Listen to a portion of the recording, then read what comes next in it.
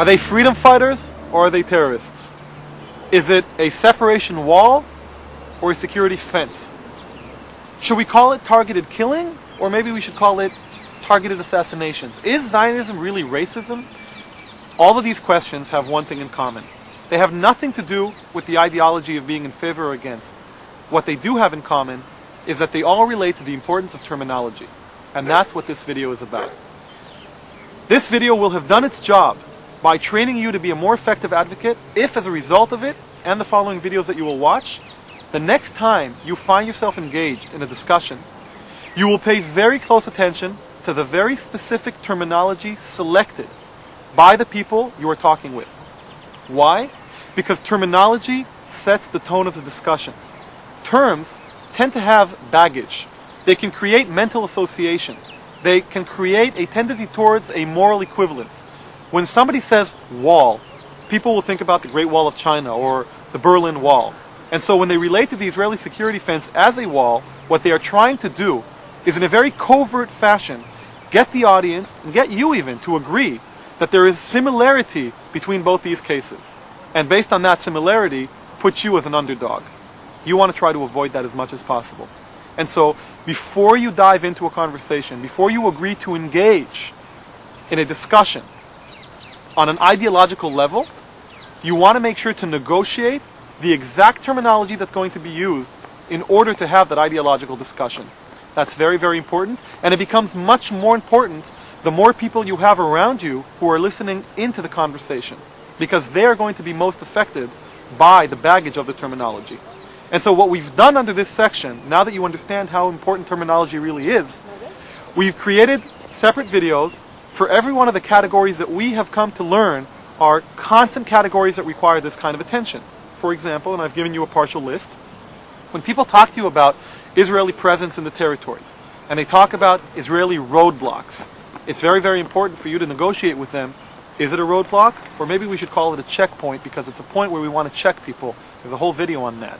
When people talk about Israel's policy of targeted assassinations, do they really mean Israel's policy of targeted killing?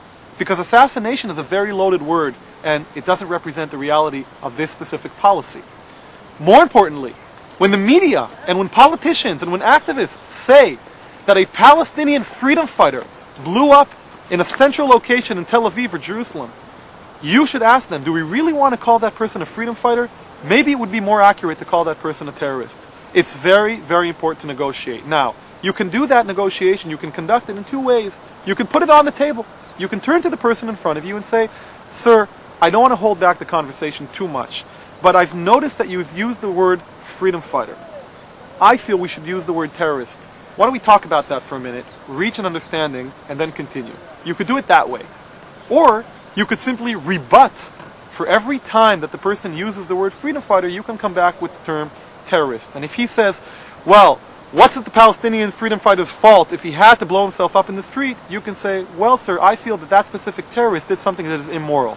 You will always counter a term with your term. And if you're smart and if you do it wisely, you'll do it in a way that constantly emphasizes why your term is a more precise use or representation of that reality than an alternate term. Representing reality correctly is a basic tenet of morality. If people are to make a decision based on a reality that they are exposed to, it's very, very important that they see the right reality. And in every one of the following videos that deal with terminology, we'll try to show you what we think is the best representation of reality. We'll try to do it on a factual basis, trying to avoid politics as much as possible. Because as we've mentioned in the introduction of this website, at the end of the day, we want you to have the freedom to decide what you believe in, which Israeli government you support and which you don't, which Israeli policy you agree with and which you don't. But we'll show you on a factual level that even if you think there are forms of illegitimate discrimination in Israel, it would be wrong to describe that as apartheid.